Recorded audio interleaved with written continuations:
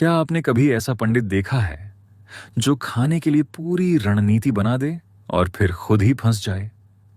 आज की कहानी है महान लेखक मुंशी प्रेमचंद की, जिन्होंने समाज की सच्चाइयों को इतनी सादगी और व्यंग्य में पिरोया कि हर किरदार हमें अपने आस पास ही नजर आता है।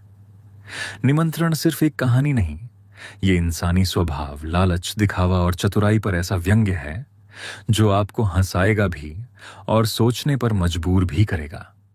कहानी सुनने से पहले अगर आपको दिल को छू लेने वाली, सच्ची और सदाबहार कहानियाँ सुनना पसंद है तो पॉजिटिव ऑरा चैनल को सब्सक्राइब करें।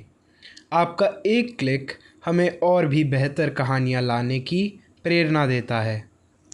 आनंद लें। पंडित मोटेराम शास्त्री भीतर गए और अपने विशाल उदर पर हाथ फेरते हुए बड़े आनंद से पंचम स्वर में गुनगुनाने लगे। अजगर करे न चाकरी, पंछी करे न काम, दास मलुका कह गए, सबके दाता राम। सोना ने खिल उठते चेहरे के साथ पूछा, क्यों जी, कोई मीठी सी ताजा खबर है क्या? शास्त्री जी ने अंदाज बदलते हुए थोड़ी अकड़ के साथ कहा, आज तो मार लिया, ऐसा निशाना लगाया कि सीधा चारों खाने चित्त, पूरे घर का नेवता है। हां, पूरे घर का ऐसा हाथ मारूंगा कि देखने वाले भी हैरान रह जाएंगे। और इधर उधर महाराज अभी से बेचैन हो रहे हैं। सोना ने जरा शक भरे स्वर में कहा, देख लेना, कहीं पिछली बार जैसा धोखा ना हो जाए। इस बार सब पक्का कर लिया है ना? मोटेराम ने मूंछों पर ताव देते हुए कहा, अरे ऐसी अशुभ बात मुंह से मत निकालो। बड़े झपतप के बाद यह शुभ घड़ी आई है। जो भी तैयारी करनी हो बस कर लो। सोना बोली, वह तो मैं कर ही लूंगी, क्या मुझे इतना भी नहीं आता? सारी उम्र क्या यूं ही घास खोदती रही हूं। लेकिन ये नेवता सच में पूरे घर के लिए है ना? मोटेराम ने जरा बनावटी गंभीरता के साथ कहा, और कैसे समझाऊं, बिल्कुल पूरे घर का है। अगर अब भी मतलब ना समझ आया हो तो पूछ लो। हर किसी के बस की बात नहीं होती विद्वानों की बात समझना। और अगर सब समझ ही जाए तो फिर विद्वत्ता की कीमत ही क्या रह जाएगी? बताओ जरा, क्या समझी तुम? मैं तो इस वक्त बहुत आसान भाषा में कह रहा हूं, फिर भी तुम न समझ पाई। बताओ, विद्वत्ता किसे कहते हैं और महत्व का मतलब क्या होता है? थोड़ा रुककर फिर बोले, भला पूरे घर का निमंत्रण देना कोई मजाक है क्या? ऐसे मौकों पर विद्वान लोग राजनीति से काम लेते हैं और वही अर्थ निकालते हैं जो उनके काम का हो। मुरादापुर की रानी साहिबा 7 ब्राह्मणों को तृप्ति से भोजन कराना चाहती हैं। अब यह तय करना मेरा काम है कि कौन कौन मेरे साथ जाएगा।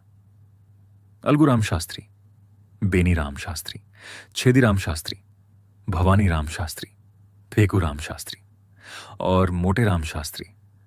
जब इतने विद्वान हमारे ही घर में मौजूद हैं तो बाहर जाकर किसी और ब्राह्मण को ढूंढने की क्या जरूरत? सोना ने उत्सुकता से पूछा, और 7वां कौन होगा? मोटेराम ने मुस्कुराकर कहा, जरा अपनी बुद्धि दौड़ाओ। सोना ने अंदाजा लगाते हुए कहा, अच्छा, एक पत्तल घर लेते आना। मोटेराम ने तुरंत मुंह बनाकर कहा, फिर वही बात? अरे ये तो बदनामी की बात हुई। छी छी, भला पत्तल घर लाऊं? उस पत्तल में वह स्वाद कहां जो जजमान के घर बैठकर खाने में आता है। सुनो, 7वें महाशय हैं पंडित सोनाराम शास्त्री। सोना हंस पड़ी, अरे ये कैसी मजाक की बात करते हो, मैं भला कैसे जाऊंगी? मोटेराम ने आत्मविश्वास से कहा, अरे ऐसे ही मौकों पर तो विद्या काम आती है। विद्वान आदमी अवसर को अपना सेवक बना लेता है और मूर्ख बैठा अपने भाग्य को कोसता रहता है। बताओ, सोना देवी और सोनाराम शास्त्री में फर्क ही क्या है? सिर्फ पहनावे का। परिधान का मतलब समझती हो ना? पहनावा। बस तुम यही साड़ी मेरी तरह बांध लो, मेरी मिर्जई पहन लो, ऊपर से एक चादर ओढ़ लो, पगड़ी मैं खुद बांध दूंगा, फिर कौन पहचान पाएगा? सोना ने झिझकते हुए कहा, मुझे तो बड़ी लाज लगेगी। मोटेराम हंसकर बोले, तुम्हें करना ही क्या है, सारी बातें तो मैं ही करूंगा। सोना ने मन ही मन स्वादिष्ट व्यंजनों की कल्पना करते हुए कहा, अरे तब तो बड़ा मजा आएगा। मोटेराम ने उत्साह से कहा, बस फिर देर मत करो, जल्दी से तैयारी करो, चलने का वक्त हो गया है। सोना ने पूछा। कितनी फांकी बना लूं? मोटे राम ने लापरवाही से कहा, ये मैं क्या जानूं, बस इतना ध्यान रखो कि आप की फायदा ज्यादा से ज्यादा हो। इतने में सोना देवी को अचानक कुछ याद आया। वह बोली, अच्छा सुनो, इन बिच्छुओं का क्या करूं? मोटे राम ने भौहें चढ़ाकर कहा, उन्हें उतार कर रख दो। और क्या करोगी? सोना ने हल्की जिद में कहा, हाँ हाँ, क्यों नहीं, उतार कर रख ही दूंगी। मोटे राम बोले, क्या तुम्हारे बिच्छुए पहनने से ही मैं जी रहा हूं?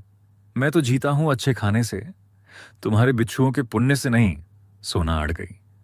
नहीं जी, मैं बिच्छुए नहीं उतारूंगी। मोटे राम ने थोड़ी देर सोचकर कहा, अच्छा पहन लो, कोई नुकसान नहीं, गोवर्धनधारी सब संभाल लेंगे, बस पैरों में खूब कपड़ा लपेट लेना। मैं कह दूंगा कि पंडित जी को फील पांव हो गया है। क्यों, कैसी रही मेरी तरकीब? पंडिताइन ने पतिदेव की ओर प्रशंसा भरी नजरों से देखा और मुस्कुराकर बोली, क्या आपने जन्म भर यूं ही पढ़ाई नहीं की है? संध्या का समय हुआ। पंडित मोटेराम ने अपने पांचों पुत्रों को पास बुलाया और बड़े गंभीर भाव से उपदेश देने लगे। बेटों, कोई भी काम करने से पहले अच्छी तरह सोच विचार लेना चाहिए कि आगे क्या होगा। मान लो रानी साहिबा तुम लोगों से तुम्हारा नाम धाम पूछने लगे, तो क्या जवाब दोगे? ये तो बहुत बड़ी मूर्खता होगी कि तुम सब मेरा ही नाम बता दो। जरा सोचो, कितनी शर्म और बदनामी की बात होगी कि मुझ जैसा विद्वान केवल खाने के लिए इतना बड़ा जाल बुन रहा है। थोड़ा रुककर फिर बोले, इसलिए थोड़ी देर के लिए ये भूल जाओ कि तुम मेरे बेटे हो। कोई भी मेरा नाम नहीं लेगा। दुनिया में नामों की कोई कमी नहीं है। कोई भी अच्छा सा नाम चुन लेना। पिता का नाम बदल देने से कोई पाप नहीं लगता, यह कोई अपराध नहीं है। अलगू ने विनम्रता से कहा, तो आप ही बता दीजिए ना। मोटे राम ने तुरंत हामी भरते हुए कहा, हाँ बिल्कुल, इतना महत्वपूर्ण काम मुझे खुद ही करना चाहिए। सुनो ध्यान से। अलगूराम, तुम्हारे पिता का नाम होगा पंडित केशव पांडे, अच्छे से याद कर लो। बेनीराम, तुम्हारे पिता का नाम पंडित मंगरू ओझा, इसे भी याद रखना। छेदीराम, तुम्हारे पिता हैं पंडित दमड़ी तिवारी, भूलना मत। भवानी, तुम अपना पिता का नाम बताओगे गंगू पांडे, ठीक से याद कर लो। और फेकूराम, बेटा तुम कहोगे सेतुराम पाठक। बस हो गया सबका नामकरण। फिर उन्होंने उत्साहित होकर कहा, अब मैं तुम सबकी परीक्षा लूंगा। तैयार रहना। बताओ अलगू, तुम्हारे पिता का नाम क्या है? अलगू ने तुरंत जवाब दिया, पंडित केशव पांडे। शाबाश। अब बेनीराम, तुम बताओ। बेनीराम थोड़ा घबराकर बोला, दमड़ी तिवारी। छेदीराम तुरंत बोल पड़ा, अरे वह तो मेरे पिता का नाम है। बेनीराम सिर खुजलाते हुए बोला, मैं तो भूल गया। मोटे राम ने माथा पकड़ लिया, भूल गए? अरे पंडित के बेटे होकर एक नाम भी याद नहीं रख सकते, बड़ी ही दुख की बात है। मुझे तो पांचों नाम याद हैं और तुम्हें एक भी नहीं। सुनो, तुम्हारे पिता का नाम है पंडित मंगरू ओझा। अब याद हुआ? पंडित जी अभी बच्चों की परीक्षा ले ही रहे थे कि तभी बाहर से आवाज आई, अरे मोटे राम जी, घर पर हैं क्या? यह आवाज थी उनके परम मित्र पंडित चिंतामणि की। आवाज सुनते ही मोटे राम घबरा उठे, मानो सिर पैर की सुध ही न रही हो। वह जल्दी जल्दी लड़कों को हटाने की सोच ही रहे थे कि इतने में पंडित चिंतामणि सीधे अंदर आ पहुंचे। दोनों में बचपन से गहरी मित्रता थी। अक्सर साथ साथ भोजन के निमंत्रण में जाया करते थे, और अगर पंडित मोटेराम पहले स्थान पर रहते तो पंडित चिंतामणि का दूसरा स्थान कोई छीन नहीं सकता था। लेकिन आज बात कुछ और थी।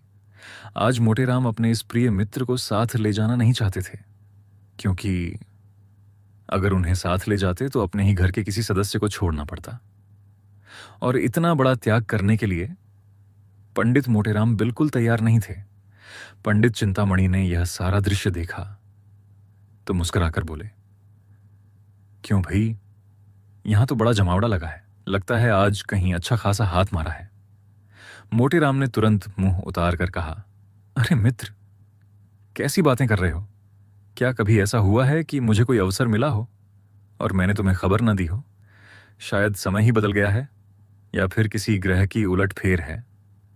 अब तो कोई झूठ मूठ भी नहीं बुलाता। चिंतामणि ने संदेह भरी नजरों से चारों ओर देखा और बोले, कुछ ना कुछ बात तो जरूर है, नहीं तो ये सारे बच्चे यहां क्यों इकट्ठा हैं? मोटेराम झुंझलाकर बोले, बस यही आदत है तुम्हारी, हर बात में शक करना। मैं तो इनकी परीक्षा ले रहा हूं। ब्राह्मण के लड़के हैं, अगर 4 अक्षर भी न पढ़ें तो कौन पूछेगा इन्हें?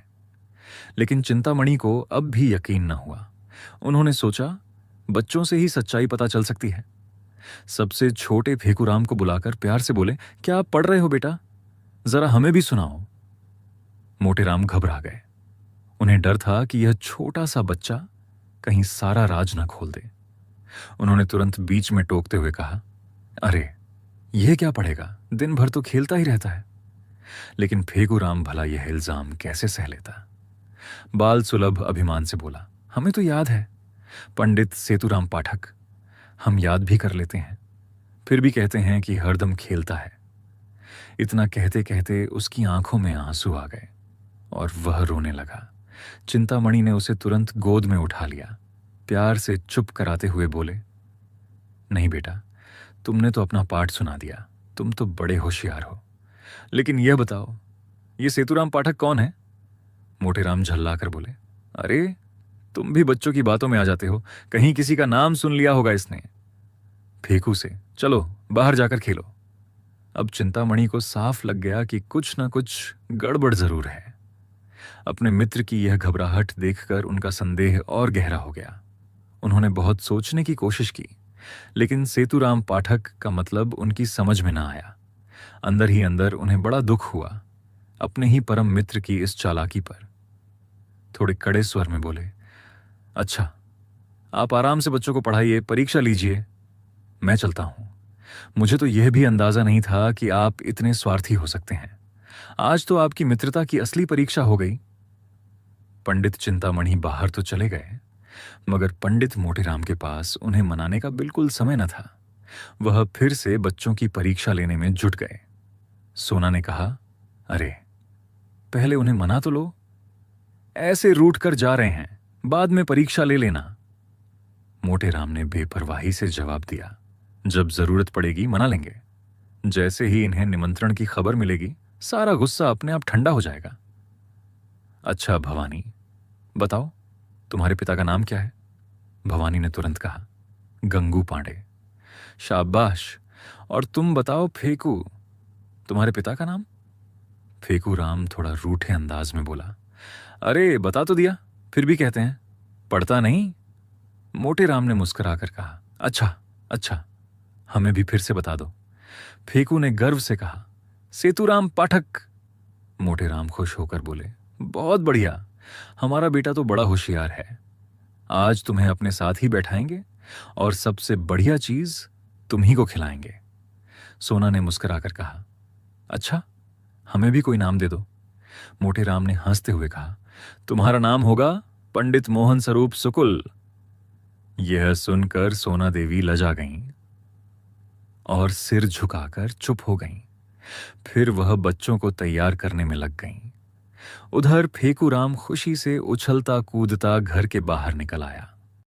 इधर पंडित चिंतामणि भले ही रूठ कर चले गए थे, लेकिन जिज्ञासा के कारण अभी भी दरवाजे के पास ही छिपे खड़े थे। थोड़ी बहुत बातें उनके कानों तक पहुंच चुकी थीं। इतना तो समझ आ गया था कि कहीं ना कहीं निमंत्रण है, मगर कहाँ है, कौन कौन बुलाया गया है, यह अब तक रहस्य ही था।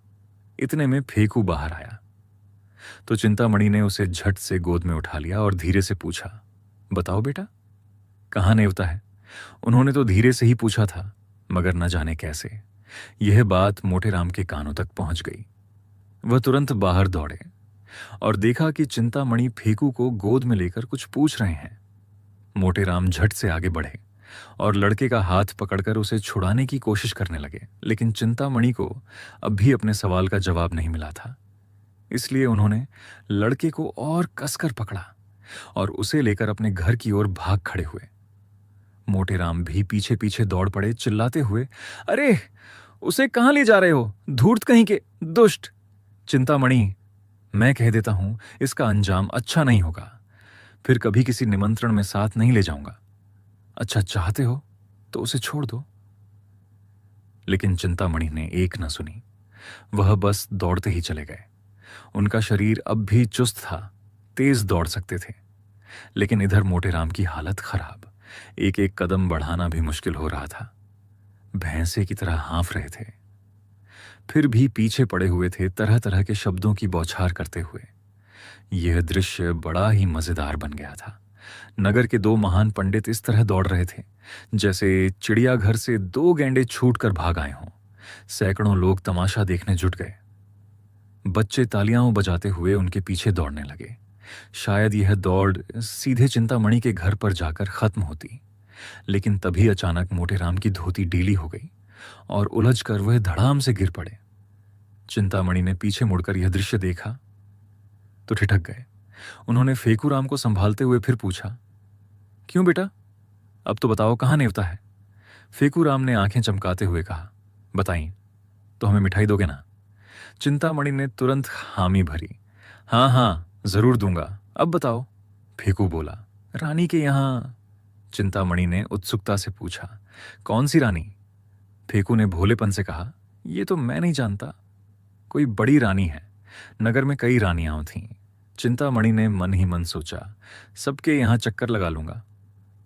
जहां दावत होगी वहां भीड़ तो होगी ही, वहीं पता चल जाएगा। यही तय करके वह लौट पड़े। अब उन्हें मोटे राम से सहानुभूति जताने में कोई हिचक नहीं थी। पास पहुंचे तो देखा मोटे राम जमीन पर पड़े कराह रहे हैं, उठने का नाम ही नहीं। घबराकर बोले, अरे मित्र कैसे गिर पड़े, यहां तो कोई गड्ढा भी नहीं है। मोटे राम झुंझलाकर बोले, तुमसे मतलब, तुम तो लड़के को ले जाओ, जो पूछना हो पूछो। चिंतामणि ने सफाई दी, अरे मैं ऐसा छल कपट नहीं करता, बस मजाक कर रहा था और तुम बुरा मान गए। चलो उठो, राम का नाम लेकर बैठ जाओ, सच कहता हूं मैंने कुछ नहीं पूछा। मोटे राम ने तुनक कर कहा, चलो झूठे। चिंतामणि बोले, लो जनेऊ हाथ में लेकर कसम खाता हूं। मोटे राम ने तीखे स्वर में कहा, तुम्हारी कसम पर मुझे भरोसा नहीं। चिंतामणि ने थोड़ा आहत होकर कहा, तुम मुझे इतना धूर्त समझते हो। मोटे राम बोले, इससे भी ज्यादा, तुम गंगा में डूबकर कसम खाओ तब भी यकीन नहीं होगा। चिंतामणि भड़क उठे, अगर यह बात कोई और कहता तो उसकी मूछें उखाड़ लेता। मोटे राम ने चुनौती दी, तो आ जाओ देख लेते हैं। चिंतामणि ने भी ताव में कहा, पहले पंडिताइन से पूछाओ। यह तीखा व्यंग्य मोटे राम सह न सके। वह झट से उठ बैठे और चिंतामणि का हाथ पकड़ लिया।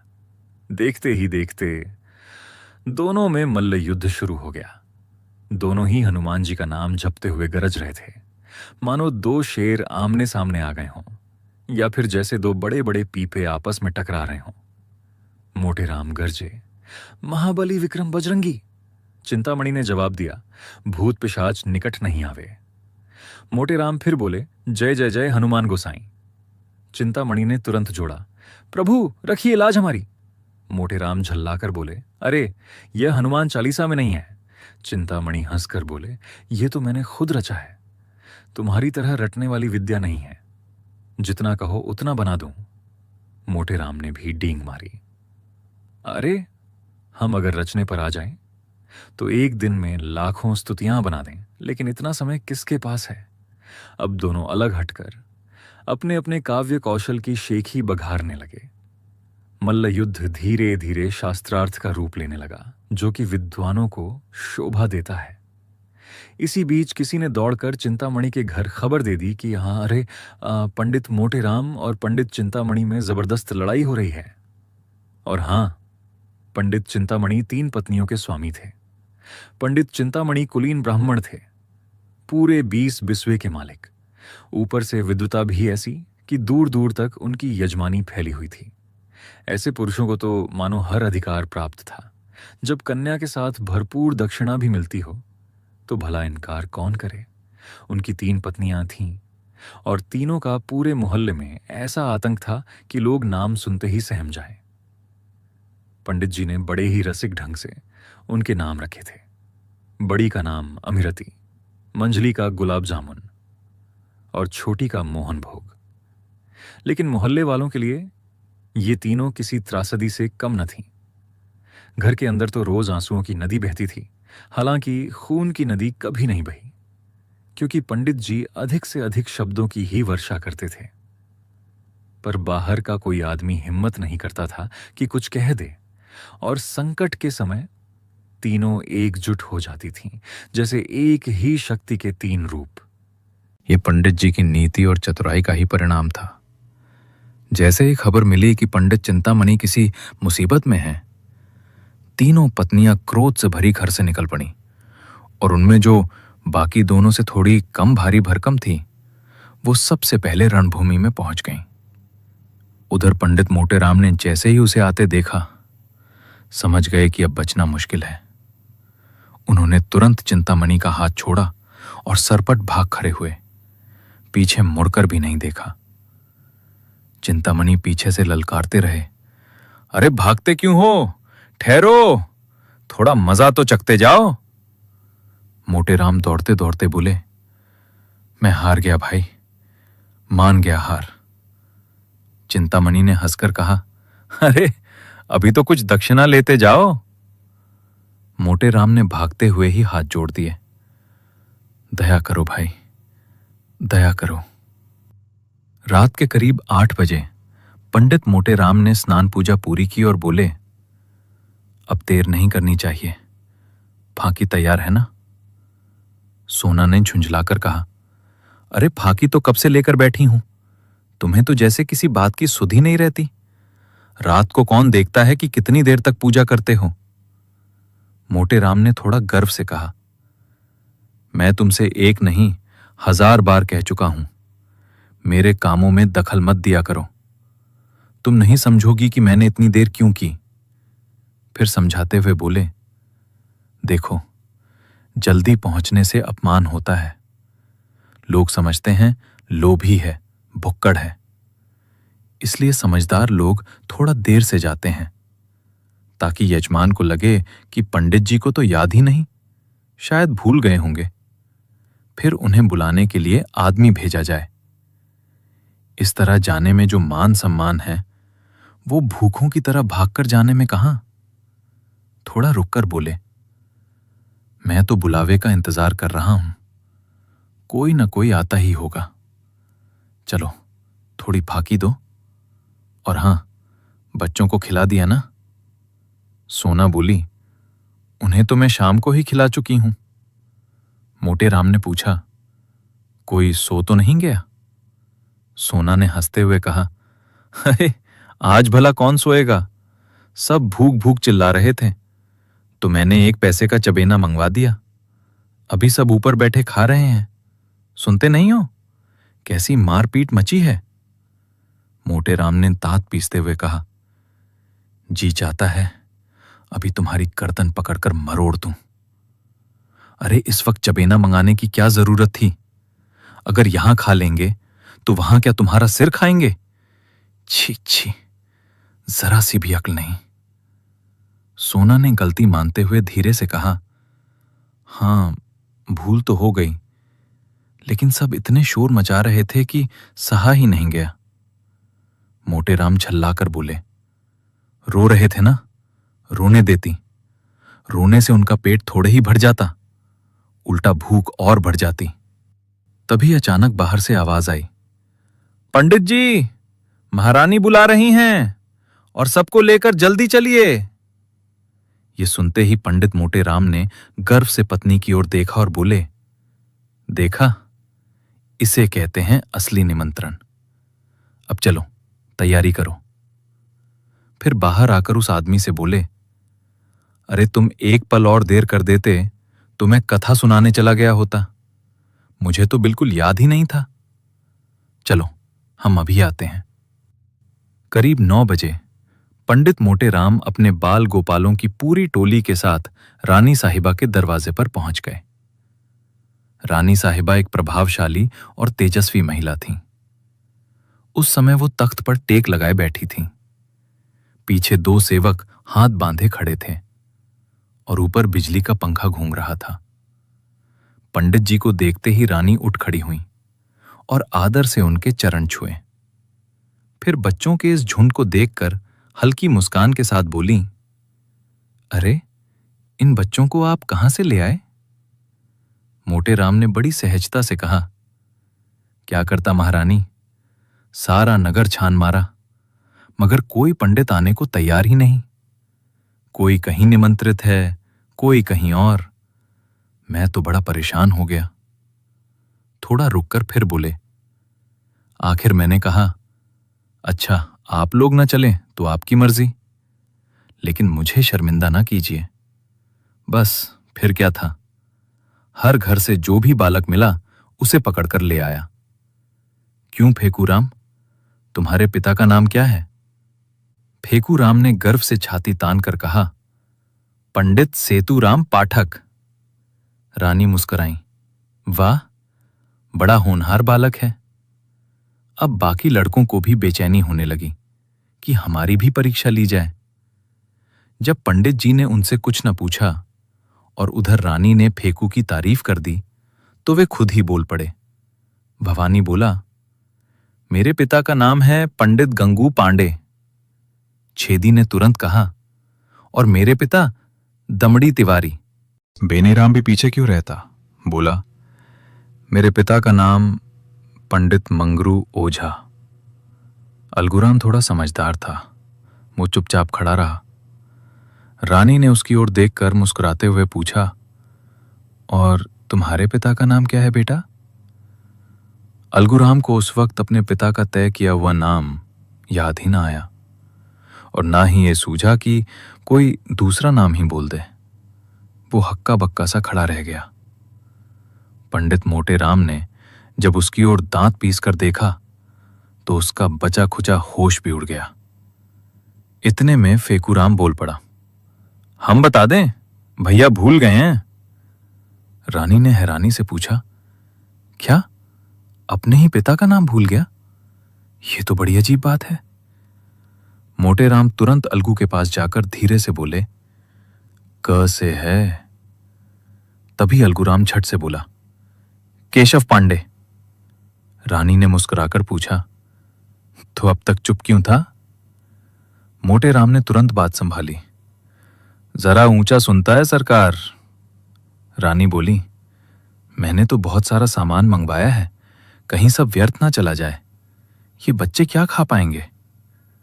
मोटे राम गर्व से बोले, सरकार, इन्हें साधारण बालक ना समझें। इनमें जो सबसे छोटा है वो अकेला ही 2 पत्तल साफ कर देगा। अब सामने पत्तलें बिछ गईं और भंडारी चांदी की थालों में तरह तरह के लजीज पकवान लेकर परोसने लगा।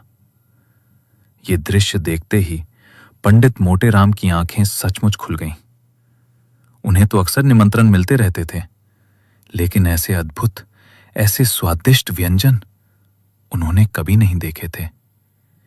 घी की ऐसी सुगंध, मानो हवा में मिठास घुल गई हो।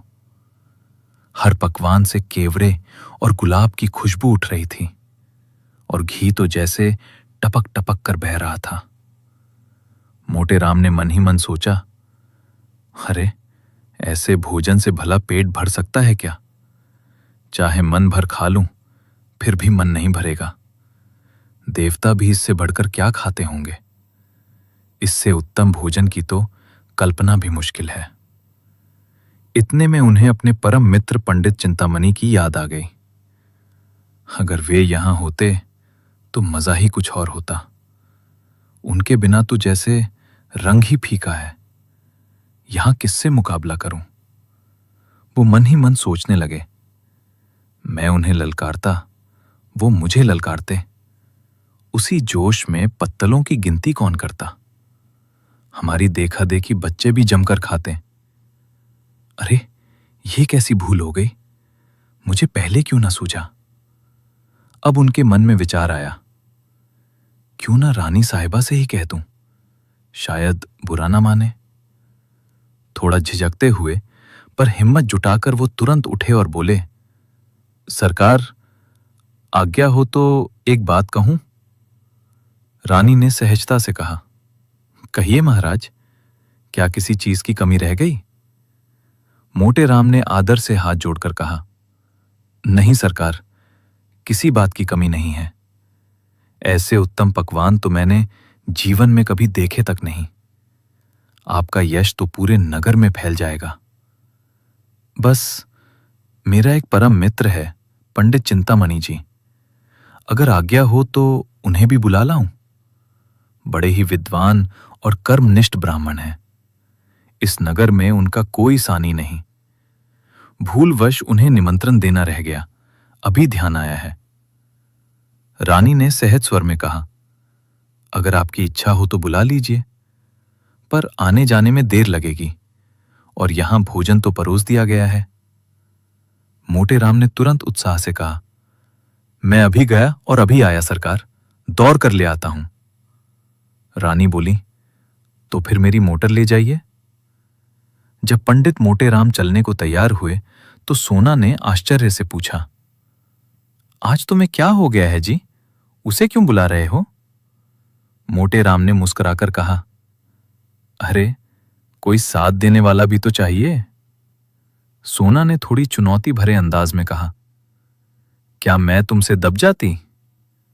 मोटे राम हंसते हुए बोले, तुम समझती नहीं।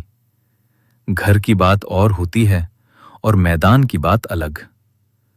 पुराना खिलाड़ी मैदान में उतरकर जितना नाम कमाता है, उतना नया खिलाड़ी कहां। वहां ताकत नहीं, हिम्मत और हुनर काम आता है। बस यहां भी वही समझो, आज झंडा गाड़ दूंगा। सोना ने फिर चिंता जताई, कहीं लड़के सो गए तो? मोटे राम ने आत्मविश्वास से कहा, सो जाएंगे तो क्या, भूख और खुल जाएगी, मैं जगा दूंगा उन्हें। सोना ने मुस्कुराकर चुटकी ली, देख लेना, आज वही तुम्हें पछाड़ देगा। उसके पेट में तो जैसे शनि बैठा है। मोटे राम ने ताव में आकर कहा, अरे हर जगह बुद्धि ही काम आती है। ये मत समझो कि खाने की कोई विद्या नहीं होती, इसका भी पूरा शास्त्र है। मथुरा के शनिचरानंद महाराज ने इस पर ग्रंथ लिखा है। फिर गर्व से समझाने लगे, देखो, चतुर आदमी थोड़ी सी जगह में भी पूरी गृहस्थी सजा देता है, और अनाड़ी बड़े स्थान में भी उलझा रहता है कि क्या कहाँ रखे। वैसे ही गवार आदमी तो शुरू में ही हड़बड़ी में खाने लगता है और थोड़ी देर में पानी पीकर पेट भर लेता है, लेकिन चतुर आदमी बड़े सलीके से धीरे धीरे खाता है। उसे हर कौर निगलने के लिए पानी की जरूरत नहीं पड़ती और देर तक खाते रहने से भोजन अच्छे से पचता भी है। अरे चिंतामणि मेरे सामने क्या टिकेगा? पंडित चिंतामणि अपने आंगन में उदास बैठे थे। मन भारी था। जिस आदमी को वो अपना सबसे बड़ा हितैषी समझते थे, जिसके लिए जान देने को तैयार रहते थे, उसी ने आज ऐसा धोखा दिया। सिर्फ धोखा ही नहीं, मानो उन्हें उठाकर पटक दिया हो। पंडित मोटे राम के घर से क्या जाता था? अगर उन्हें भी साथ ले जाते तो क्या रानी साहिबा उन्हें दुत्कार देती? लेकिन स्वार्थ के आगे कौन किसे पूछता है।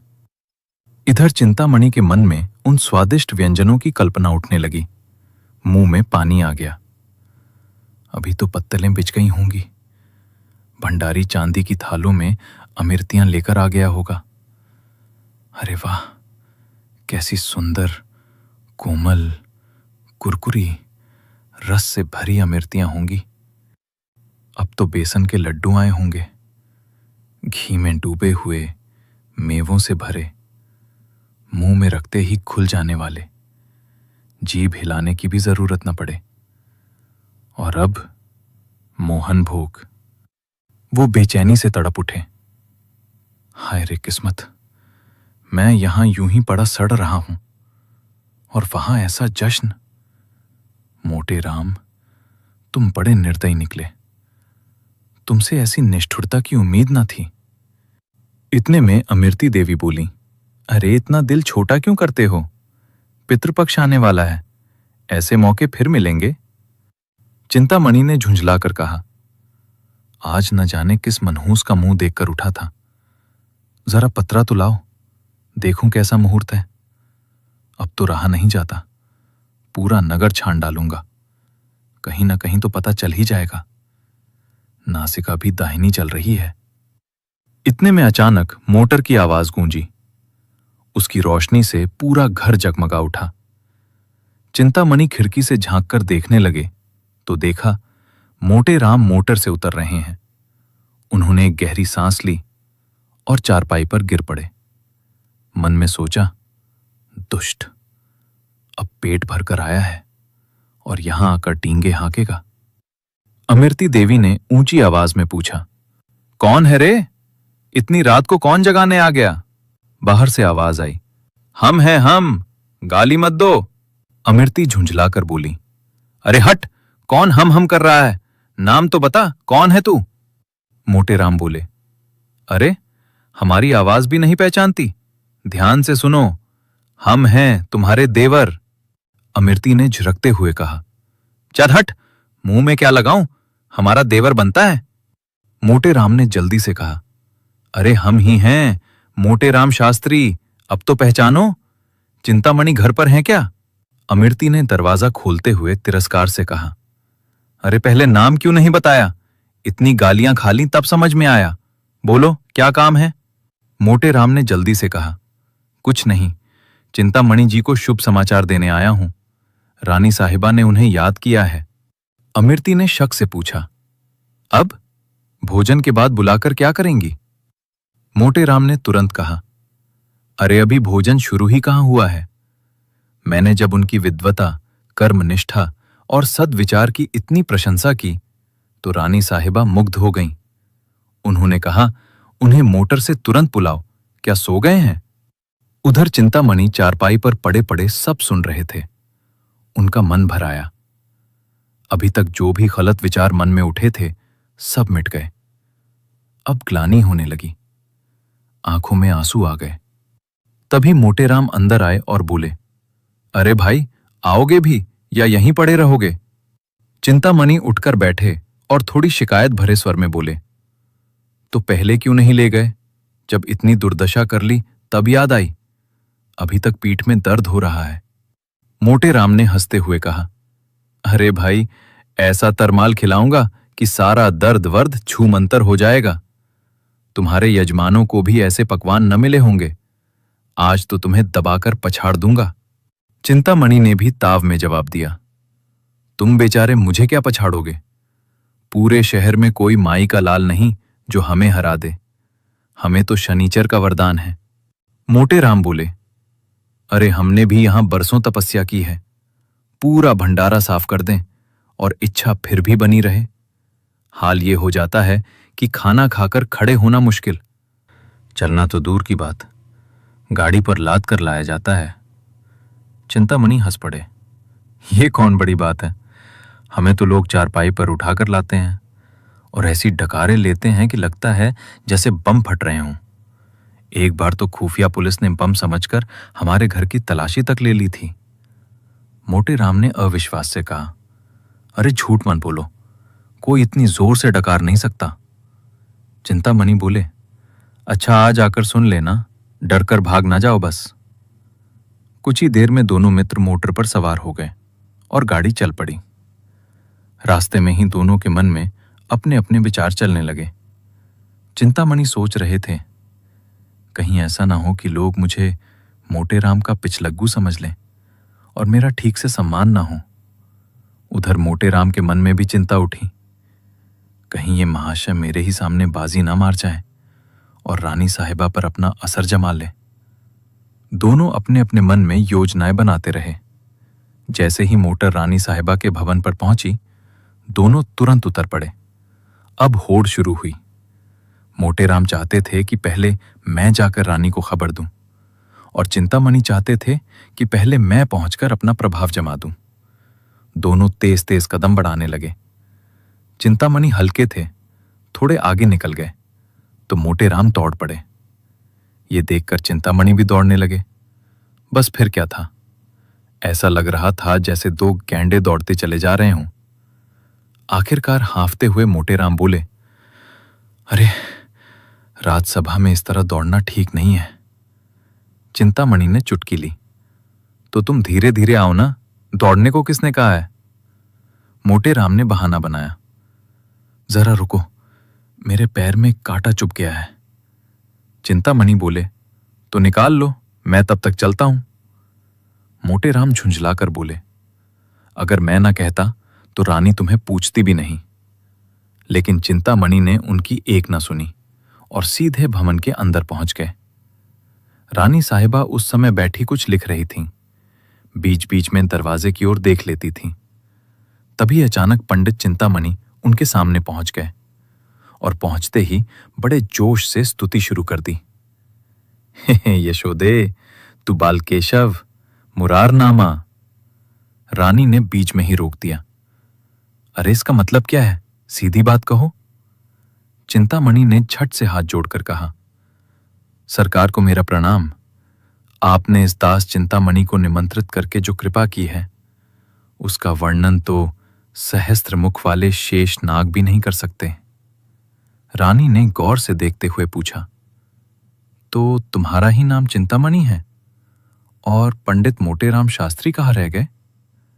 चिंतामणि ने हल्की अकड़ के साथ उत्तर दिया, आ रहे हैं सरकार, पीछे ही हैं। मेरे बराबर भला कैसे आ सकते हैं, मेरे तो शिष्य हैं। रानी ने भौं उठाकर कहा, अच्छा, तो वे आपके शिष्य हैं? चिंतामणि ने बनावटी विनम्रता से सिर झुकाया। सरकार, मैं अपने मुंह से अपनी बड़ाई करना उचित नहीं समझता। विद्वानों को नम्र होना चाहिए, लेकिन जो सत्य है वो तो जग जाहिर है। मैं किसी से वाद विवाद नहीं करता, यही मेरा स्वभाव है। कई बार तो मेरे शिष्य ही मेरे गुरु बन जाते हैं, पर मैं कुछ कहता नहीं, सत्य अपने आप प्रकट हो जाता है। इतने में पंडित मोटेराम भी हांफते हांफते गिरते पड़ते वहां पहुंच गए।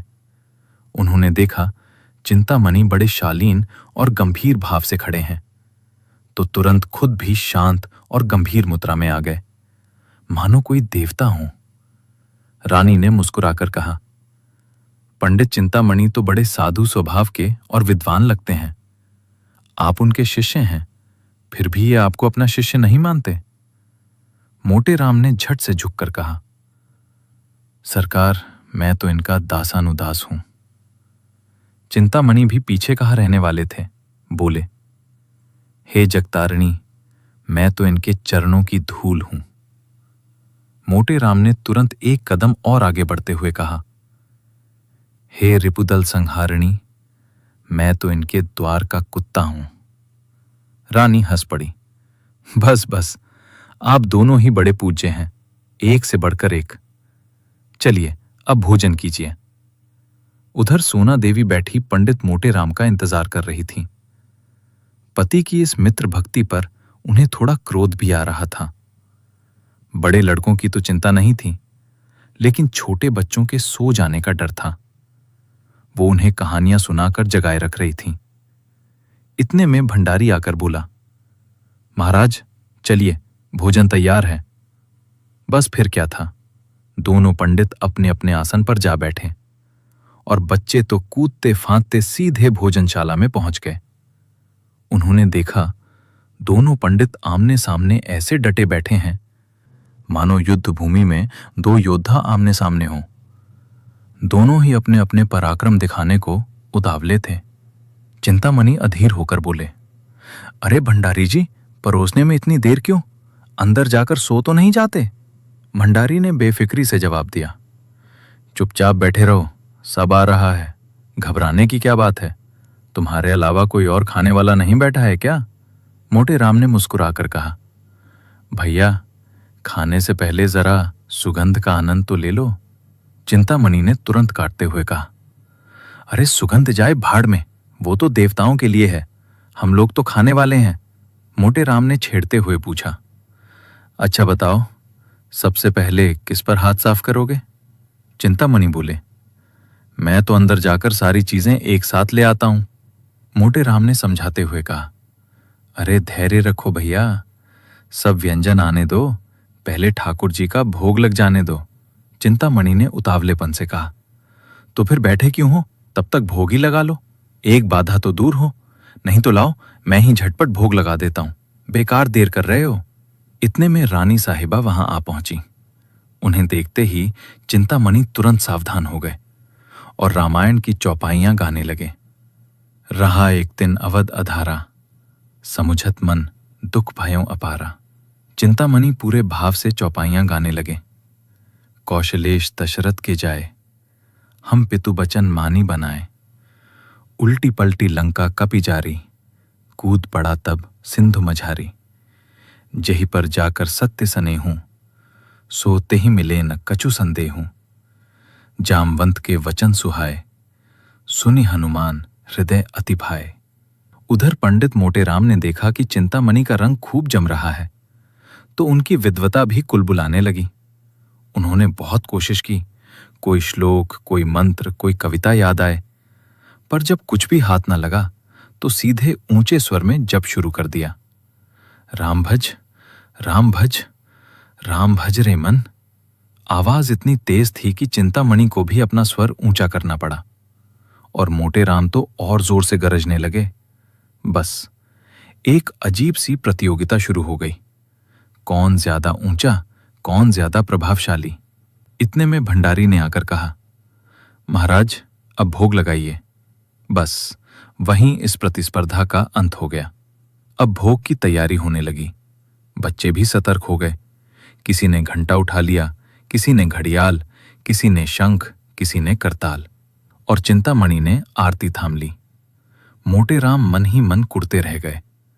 रानी के पास जाकर प्रभाव जमाने का मौका हाथ से निकल गया था, लेकिन किसे पता था कि किस्मत अभी और खेल दिखाने वाली है। आरती खत्म हुई, भोजन शुरू होने ही वाला था कि अचानक न जाने कहां से एक कुत्ता अंदर आ घुसा। हरकंप मच गया।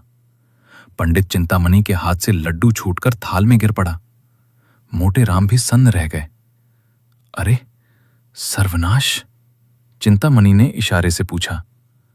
अब क्या करें मित्र, कोई उपाय सोचो, यहां तो सारी मेहनत गई। मोटे राम ने गहरी सांस लेकर कहा, अब क्या हो सकता है, ये कुत्ता आया कहां से? रानी ने नाराज होकर कहा, अरे ये कुत्ता यहां कैसे आ गया? रोज तो बंधा रहता था, आज कैसे छूट गया? अब तो पूरी रसोई अशुद्ध हो गई। चिंतामणि कुछ बोलने ही वाले थे। सरकार, आचार्यों ने इस विषय में कि तभी मोटे राम ने जल्दी से कहा, कोई बात नहीं सरकार, कोई हर्ज नहीं है। सोना माथा पकड़कर बोली, हाय रे किस्मत, इतनी देर तक इंतजार किया और अब ये विपत्ति आ गई। चिंतामणि फिर कुछ कहने लगे। सरकार, शास्त्रों में कहा है कि कुत्ते के मुख में भी अमृत। लेकिन बात पूरी होने से पहले ही मोटे राम ने हार मान ली। तो अब आज्ञा हो तो हम चलें? रानी ने दुखी स्वर में कहा। हाँ, अब क्या किया जाए? बड़ा अफसोस है कि इस कुत्ते ने सब बिगाड़ दिया। भंडारी, ये पत्तलें उठा लो और बाहर भिजवा दो। चिंतामणि ने दुखी होकर सोना से कहा। अरे छाती फटी जा रही है। सोना को बच्चों पर तरस आ गया। बेचारे इतनी देर से धैर्य रखे बैठे थे। अगर बस चलता तो वो उस कुत्ते का गला ही दबा देती। वो बोली, इन बच्चों का तो कोई दोष नहीं, इन्हें क्यों नहीं खिलाते कोई? चिंतामणि झुंझलाकर बोले, सब इस मोटे राम का किया धरा है, इसकी अकल ही फिर गई है। सोना भी ताने से बोली, बड़े बने फिरते थे विद्वान, अब क्यों नहीं बोलते? मुंह में दही जम गया क्या?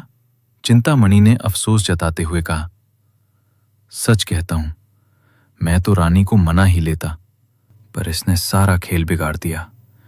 सारी इच्छाएं अधूरी रह गईं। ऐसे पकवान अब कहाँ मिलेंगे? सोना बोली, सारी शान घर में ही दिखती है, बाहर तो हालत देखो। इसी बीच रानी ने भंडारी को बुलाकर कहा, इन छोटे छोटे बच्चों को तो खिला दो, ये बेचारे क्यों भूखे रहें? क्यों फेकूराम, मिठाई खाओगे? फेकूराम ने मासूमियत से कहा, इसीलिए तो आए हैं। रानी मुस्कुराई, अच्छा बताओ, कितनी मिठाई खाओगे? फेकू ने दोनों हाथ फैलाकर कहा, बहुत सी, इतनी। रानी हंसकर बोली, ठीक है, जितनी खाओगे उतनी मिलेगी, लेकिन जो मैं पूछूं उसका सही जवाब देना होगा। बताओगे ना? फेकू ने उत्साह से कहा, हां बताऊंगा, पूछिए। रानी ने थोड़ा सख्त होकर कहा। ध्यान रहे, झूठ बोलोगे तो एक भी मिठाई नहीं मिलेगी, समझ गए? फेकू ने सिर हिलाकर कहा। मत दीजिएगा, मैं झूठ नहीं बोलूंगा। रानी ने सीधा प्रश्न किया। अपने पिता का नाम बताओ। इतना सुनते ही मोटे राम बेचैन हो उठे। अरे बच्चों को हर बात याद थोड़े ही रहती है, आते ही तो बता दिया था उसने। रानी ने शांत स्वर में कहा। मैं फिर से पूछ रही हूं, इसमें आपकी क्या हानि है? चिंतामणि ने भी कहा। नाम पूछने में भला क्या बुराई है? मोटे राम झुंझलाकर बोले। तुम चुप रहो चिंतामणि, नहीं तो अच्छा नहीं होगा। मेरे क्रोध को अभी तुम जानते नहीं। रानी ने थोड़ा कठोर स्वर अपनाया। आप तो व्यर्थ ही क्रोध कर रहे हैं। बोलो फेकूराम, चुप क्यों हो? नहीं बताओगे तो मिठाई नहीं मिलेगी। चिंतामणि ने भी उकसाया। महारानी खुद पूछ रही हैं, बता दो बेटा। मोटे राम अब तिलमिला उठे। मैं देख रहा हूं चिंतामणि, तुम्हारे बुरे दिन आ गए हैं। वो नहीं बताएगा और तुम यहां उसके बड़े हमदर्द बन रहे हो। सोना भी बोल उठी। अरे बच्चों से ये सब क्यों पूछ रहे हो? देना हो मिठाई तो दे दो, नहीं देना हो तो मत दो। ये क्या बात हुई? पहले बाप का नाम बताओ तब मिठाई मिले। फेकूराम ने धीरे से कुछ नाम कहना शुरू किया, लेकिन इससे पहले कि वो पूरा बोल पाता, मोटे राम ने उसे जोर से डांट दिया। उसकी आधी बात तो मुंह में ही रह गई। रानी ने नाराज होकर कहा। क्यों डांटते हो उसे? बोलने क्यों नहीं देते? बोलो बेटा। मोटे राम तमतमाकर बोले। आप हमें अपने द्वार पर बुलाकर हमारा अपमान कर रही हैं। चिंतामणि ने समझाने की कोशिश की। अरे भाई, इसमें अपमान की क्या बात है? मोटे राम गरज उठे। बस, अब हम इस द्वार पर कभी नहीं आएंगे। यहां सत्पुरुषों का अपमान होता है। अलगू राम भी तैश में आ गया। कहिए तो मैं चिंतामणि को एक पटकन दे दूं? मोटे राम ने उसे रोकते हुए कहा। नहीं बेटा, दुष्टों को भगवान खुद सजा देता है। चलो यहां से, अब भूल कर भी यहां नहीं आएंगे। खिलाना पिलाना तो दूर, बुलाकर ब्राह्मणों का अपमान करते हैं। तभी तो देश का हाल ऐसा है। चिंतामणि ने धीरे से कहा। मोटे राम, महारानी के सामने इतनी कठोर बातें कहना ठीक नहीं। मोटे राम झल्लाकर बोले। चुप रहो तुम, नहीं तो सारा गुस्सा तुम पर ही निकाल दूंगा। न जाने कहां से चले आते हैं ब्राह्मण बनने। चिंतामणि ने शांत स्वर में कहा। जो जी चाहे कह लो, चांद पर थूकने से थूक अपने ही मुंह पर गिरता है। जब तुम धर्म का एक भी लक्षण नहीं जानते तो तुमसे क्या वाद विवाद करूं? ब्राह्मण को तो धैर्य रखना चाहिए। मोटे राम तिलमिलाकर बोले। तुम तो पेट के गुलाम हो, यहां ठकुर सुहाती कर रहे हो ताकि एक आध पत्तल और मिल जाए, और हमें मर्यादा सिखाते हो। चिंतामणि ने विनम्रता का ढोंग करते हुए कहा। अच्छा भाई, मान लिया, तुम बड़े मैं छोटा, अब और क्या कहूं? तुम सत्य कहते होगे। मैं ब्राह्मण नहीं, शूद्र ही सही। रानी ने तुरंत टोका। ऐसा क्यों कहते हैं चिंतामणि जी? मोटे राम गुस्से में बड़बड़ाते हुए बोले। इसका बदला ना लिया तो कहना। और इतना कहकर वे बालकों को साथ लेकर वहां से बाहर निकल पड़े। रास्ते भर अपने भाग्य को कोसते रहे, बार बार यही पछतावा, इस दुष्ट चिंतामणि को क्यों बुला लाया। सोना ने झुंझलाकर कहा। अरे भंडा फूटते फूटते बच गया। फेकुआ अगर नाम बता देता तो क्या होता? क्यों रे, अपने बाप का नाम बता देता तो क्या बिगड़ जाता? फेकूराम भोलेपन से बोला। तो क्या करता? रानी तो सच सच पूछ रही थी। मोटे राम खींच कर बोले। अब देखना, चिंतामणि मजे से बैठकर खाएगा। सोना ने ताना मारा। तुम्हारी एक भी विद्या काम ना आई, सारी बाजी तो वही मार ले गया। मोटे राम ने शक भरे स्वर में कहा, मुझे तो लगता है रानी ने जानबूझकर कुत्ते को अंदर बुलवाया था। सोना बोली, मैं तो उसके चेहरे से ही समझ गई थी, उसने हमें पहचान लिया था। उधर चिंतामणि का हाल बिल्कुल उल्टा था।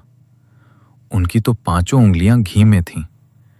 आराम से आसन जमाकर भोजन कर रहे थे और रानी खुद अपने हाथों से मिठाइयां परोस रही थीं। साथ ही हंसी मजाक और बातचीत भी चल रही थी। रानी ने मुस्कुराकर कहा, वो बड़ा धूर्त है। बच्चों को देखते ही मैं समझ गई थी।